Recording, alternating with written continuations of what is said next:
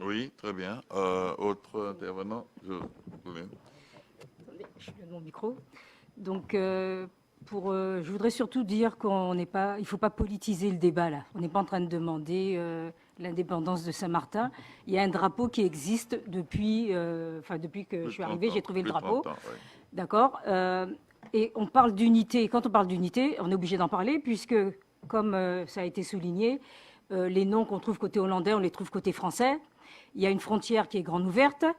Il y a des manifestations culturelles qui se font régulièrement sur le territoire. Et donc, personnellement, moi, ça ne me gêne nullement. Je ne suis pas née ici, même si je me suis trouvé des parents ici après un test génétique. Je ne vois pas pourquoi ça doit soulever autant de débats. Dans les années 80, les gens de la partie française trouvaient à s'employer uniquement côté hollandais.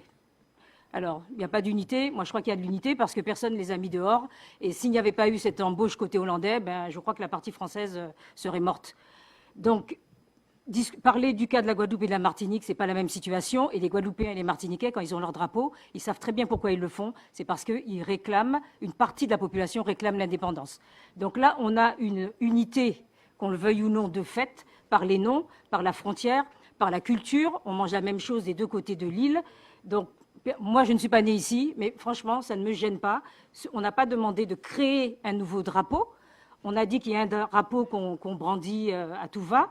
Et justement, il faudrait qu'il soit réservé à la partie culturelle pour que des individus, que personne ne se l'approprie pour faire autre chose, puisqu'on l'a vu ces derniers temps.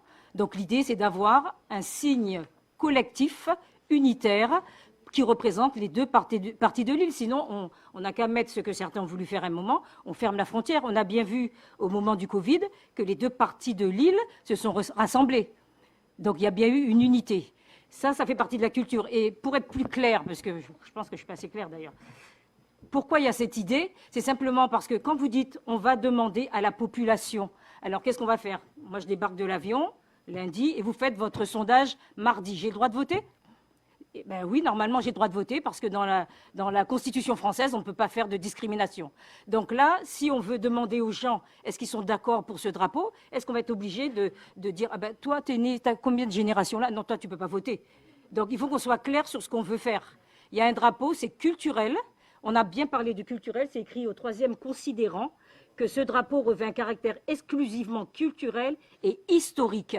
L'histoire de Saint-Martin, c'est vrai que c'est en train de disparaître et c'est pour ça qu'il y a cette volonté de mettre des éléments pour garder l'histoire. Parce que quand on va faire le sondage, vous allez voir qu'il y aura plein de gens qui vont dire mais non, pourquoi vous voulez ce drapeau-là? Il y a déjà le bleu, blanc, rouge. Le bleu, blanc, rouge, il est là parce qu'on représente la France. Mais l'histoire de Saint-Martin, on doit garder cette histoire.